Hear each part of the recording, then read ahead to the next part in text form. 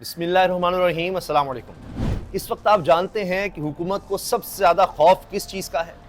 वो ये है कि अब काजी फाइज ईसा साहब की जब छुट्टी हो गई है, वो चले गए हैं, तो अब जो ये निज़ाम है इस वक्त मुल्क में राइज, जो इंतहाई गलीज़, बदबूदार और गंदा निज़ाम, जहाँ किसी की इज़्ज़त महफूज नहीं है, जहाँ किसी को रोज़गार नहीं मिल रहा, महंगाई बढ़ रही है, और ऊपर से बेशर्मी का आलम यह है कि कहा जाता है कि जी हम महंगाई कंट्रोल कर रहे हैं, सब चीज़ें ठीक हो रही हैं।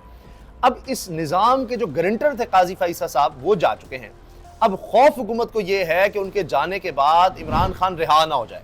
आप अंदाज़ा लगाइए कि नून लीग के लोग खुद सीनियर सहाफ़ी हबीब अकरम को कह चुके हैं कि जी अब पता नहीं क्या बनेगा, इमरान खान अगर रिहा होता है या उसकी तस्वीर ही कोई बाहर आ गई, रिहाई तो बहुत बड़ी बात है, सिर्फ उसकी तस्वीर बाहर आ गई जिसमें उसने दाढ़ी रखी हुई है, तो फिर हमारा क्या बनेगा? क्योंकि लोग कहेंगे देखें उस पर कितना जुल्म हुआ, ज्यादती हुई, तब हम मारे जाएंगे। और अगर उसकी तस्वीर शेव के साथ बाहर आ जाती है तो लगेगा वो इतना बहादुर है, इतना दलेर है कि अकेला ही सारे निज़ाम से लड़ गया और खड़ा रहा। अब जबकि इमरान खान साहब की अहलिया की रिहाई हो गई, उसके बाद इमरान खान की बहनों की रिहाई हो गई, अब हुकूमत परेशान है कि अगली बारी तो अब इमरान खान की नजर आ रही है, क्या करें? क्योंकि अभी से जुडिशल सिस्टम वो हल्का हल्का सा आज़ाद होने लग गया है।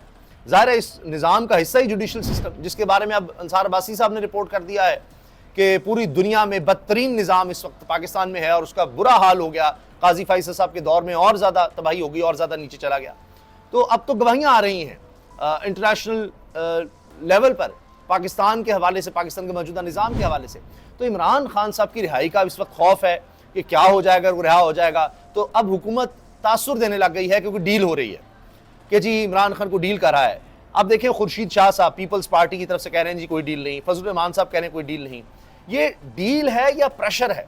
ये काफ़ी अरसे से बन रहा था, चाहे वो अमेरिका के बाने नुमाइंदगान हो, अब अमेरिका में भी इलेक्शन होने जा रहे हैं, वहाँ पर आप देखिए, बरतानिया में देखें, सबसे बढ़कर अक़वाम मुत्तहिदा के लेवल पर देखें ना, वहाँ अभी ये 26वीं आईनी तरमीम के बारे में क्या कहा गया है।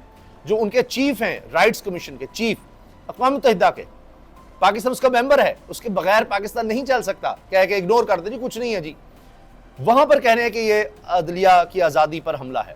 तो आप देखें इंटरनेशनली हमारी कितनी सुबकी हो रही है कि अब आलमी सतह पर यह बात हो रही है कि पाकिस्तान का अदालती निज़ाम मजीद तबाह हाल हो गया, बर्बाद हो गया है। और काजी साहब के अपने जिन्होंने इनको बचाया, मंसूर अली शाह, उनका खत ही देख ले, जो वो कह रहे हैं, खत लिख कर बता रहे हैं कि जी किस तरह काजी फैसल साहब ने बदतरीन सहूलतकारी की है, मुदाखलत से बढ़कर। जो कुछ जजिस के साथ हुआ इस्लामाबाद हाई कोर्ट के, किसी के घर में, किसी के बेडरूम में कैमरे लगे, किसी के रिश्तेदार को अगवा किया गया, किसी के साथ कुछ हुआ, किसी के साथ कुछ, काजी साहब उसमें बाकायदा सहूलत कर रहे हैं। उन्होंने इस मुदाखलत को ना सिर्फ होने दिया बल्कि इसकी खुली छूट दी। ये सब कुछ हुआ है। अब आप ये देखें कि एक तरफ इंटरनेशनल प्रेशर बढ़ रहा है इमरान खान की रिहाई के लिए, हुकूमत को खौफ आ रहा है इमरान खान रिहा हो गया तो हम तो एक दिन नहीं ठहर सकेंगे, हमारा क्या बनेगा, और काजी फैसल के बगैर हम किस तरह इमरान खान को अंदर रख सकेंगे, जस्टिस याहिया अफरीदी को कैसे काबू करेंगे, किस तरह से हम इस निज़ाम को चलाएंगे। मंसूर अली शाह और मुनीब अख्तर का रास्ता तो हमने रोक दिया, लेकिन याहिया अफरीदी जो है इनको हमने किस तरह कंट्रोल करना है, क्योंकि काजी साहब तो है नहीं। फिर भी जितना हो सकेगा हम, चलो मंसूर अली शाह नहीं बनेंगे लेकिन कुछ और ना हो तो उनके करीब करीब ना जाए, कहीं से इनको हम काबू कर सकें। अब हुकूमत चाह रही है याहिया अफरीदी भी काजी फैसल साबित हों। अब देखना है कि वो किस हद तक हुकूमत की उम्मीदों पर पूरा उतर पाते हैं या बिल्कुल ही हुकूमत की उम्मीदें मलियामेट हो जाती हैं। तो अभी तक तो देखना होगा, हफ्ता 10 दिन में चीज़ सामने आ जाएंगी कि क्या याहिया अफरीदी साहब सुप्रीम कोर्ट को बचाना चाहते हैं, या जो खास तौर पर सुप्रीम कोर्ट के जजेस हैं वो अब इस लाइन में लगना चाहते हैं कि हुकूमत को हमने खुश रखना है ताकि हम चीफ जस्टिस की लाइन में आ सकें, क्योंकि अब हुकूमत ही लगाएगी चीफ जस्टिस। और अगर हम हुकूमत के साथ चलेंगे तो हम चीफ जस्टिस बन सकेंगे। तो वो तो हुकूमत पता नहीं जितना आगे जाएंगे, आप कोई हद नहीं हो सकती हुकूमत के खुशामद की या हुकूमत को खुश करने की।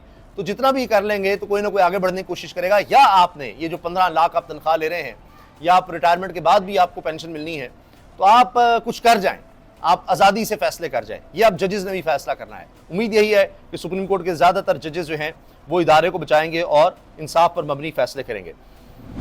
अब बेइज्जती इतनी हो रही है, आप देखिए मौजूदा सिस्टम की, कि वज़ीर ख़जाना अमेरिका में गए तो वहाँ पर सहाफ़ी ने सवाल कर दिया उनसे, अमेरिकी सहाफ़ी ने, कि आप वाशिंगटन पैसे मांगने आते हैं इतने महंगे होटलों और बड़े वफूद और ऐसी मुस्कुराहट के साथ भीख कैसे मांग लेते हैं। कितने शर्म की बात है कि हमारे वजीर खजाना को इस तरह के सवाल पूछे जा रहे हैं कि आप भीख मांगने आते हैं और इतने महंगे होटलों में रहते हैं, वजीर आजम जाता है वो इतने महंगे होटलों में रहता है, वफूद इतने बड़े लेकर आते हैं, तो आपको शर्म नहीं आती। ये सवाल वहां पर हो रहे हैं। क्या जरूरत है इस तरह से जाने की, इस तरह करने की। तो अमीर मुल्कों के भी वजीर खजाना इस तरह नहीं करते, सारे खजाना लुटाने पर लगे हुए हैं, सारी काबीना इसी काम पर है कि जी मौजें लगी हुई हैं, प्रोटोकॉल लो, पैसा उड़ाओ। तो फिर यही होगा आपके साथ।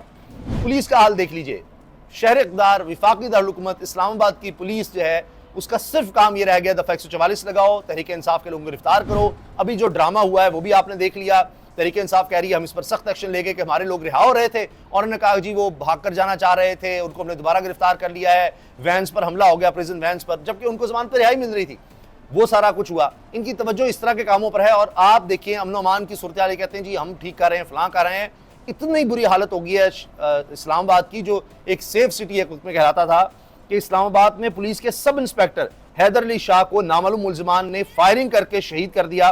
गाड़ी में सवार मुल्जिमान ने हैदर अली शाह पर अंधाधुंध फायरिंग की और सीसीटीवी फुटेज भी सामने आ गई है। सोचिए जरा, सीसीटीवी फुटेज भी इसकी मौजूद है और मैंने देखी है, बड़ी हौलनाक वीडियो है कि गाड़ी एक आती है और सफ़ेद रंग की गाड़ी है और वो आकर साथ खड़ी होती है गाड़ी के और फिर फायरिंग होती है और दूसरी जिसमें इंस्पेक्टर सवार हैं उस गाड़ी के शीशे भी टूट जाते हैं। इतनी खौफनाक फायरिंग वहाँ पर की जाती है।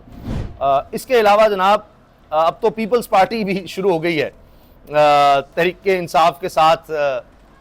यूँ समझें कि एक वर्किंग रिलेशनशिप बनाने की बात हो रही है, क्योंकि नज़मी अफजल चांद साहब ने कहा है हो सकता है हम मुस्तकबिल में पीपल्स पार्टी तहरीक इंसाफ के साथ मिलकर हुकूमत बना ले। जब इलेक्शंस हुए थे उसी वक्त पीपल्स पार्टी की ख्वाहिश थी कि तहरीक इंसाफ के साथ जाए, कि उनको पता है कि वोट बैंक तहरीक इंसाफ के साथ है। अगर पीपल्स पार्टी ने अपने आप को बरकरार रखना है तो नून लीग के साथ तो बर्बाद हो जाएंगे।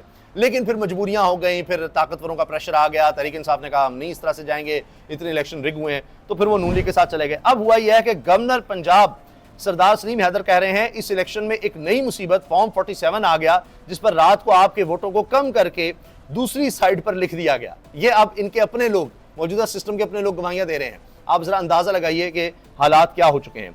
दूसरी तरफ जनाब एक क्लिप बड़ा वायरल हो रहा है कि अबसार आलम साहब जो पैमरा के चेयरमैन भी रहे नून लीग के दौर में, वो सवाल करते हैं सीनियर एडवोकेट सलाहुद्दीन अहमद से, बैरिस्टर सलाहुद्दीन से। ये भी जो काजी साहब के बड़े करीबी रहे हैं, ये उनमें ये लोग हैं।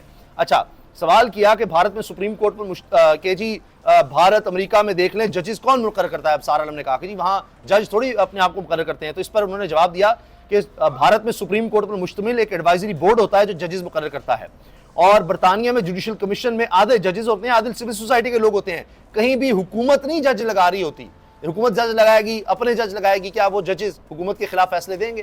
तो ये पाकिस्तान में जो सिस्टम चल रहा है, ये जो हुकूमत ने इस वक्त बना दिया है, इस पर अब इंटरनेशनली सवाल उठ रहे हैं। और रूल ऑफ लॉ इंडेक्स में पाकिस्तान दुनिया में 142 में से 129वें नंबर पर आ गया है। ये हमारे हालात हो गए हैं, ये इस मुल्क की मौजूदा हुकूमत ने सूरत हाल पैदा कर दी है, जिससे आप अंदाज़ा लगाइए कि ये सिस्टम और ये हुकूमत इन हालात में ज़्यादा अरसा चल ही नहीं सकेगी। अल्लाह।